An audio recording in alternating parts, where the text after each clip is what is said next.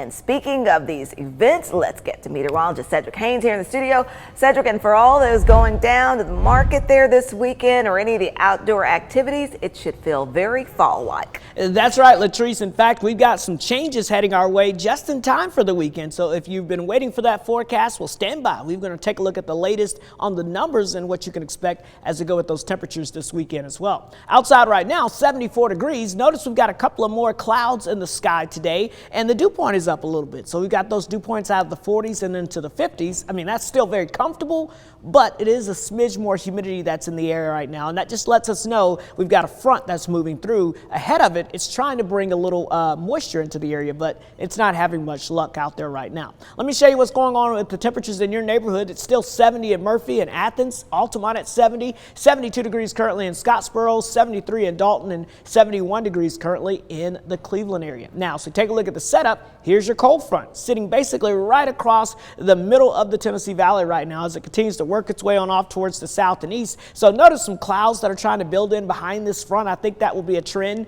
as we go throughout the afternoon, but it's not going to be anything that's going to completely block out the sunshine. So we'll call it filtered sunshine as we go throughout the rest of your Friday afternoon. Behind this front, high pressure is building in from Canada, and that's going to usher in some much cooler and drier air just in time for the upcoming weekend. So again, the changes that you'll notice will start to develop as soon as later on this evening and tonight. So as we look at the temperatures right now behind this cold front, you can see again ahead of it 78 in Atlanta, 77 Charlotte, 77 in Montgomery. It's 83 degrees currently in New Orleans, but behind this front you'll notice it's 71 degrees in Nashville, and then all of a sudden you jump into a very fall-like air mass where it's 54 in Indianapolis and 58 degrees right now in St. Louis. So the cooler air is lagging behind the front a little bit, so I do think we'll still get very close to the upper 70s to near 80 degrees this afternoon, and then we'll start to see that cooler air working its way in later this evening. So upper 70s to near 80 throughout the afternoon hours with a mix of sun and clouds, and then once the sun sets, we'll start to drop those temperatures off and that cooler air will start to flow in. So by tomorrow morning, we're going to head down into the upper 40s to right around 50 degrees in many spots. So definitely a cool start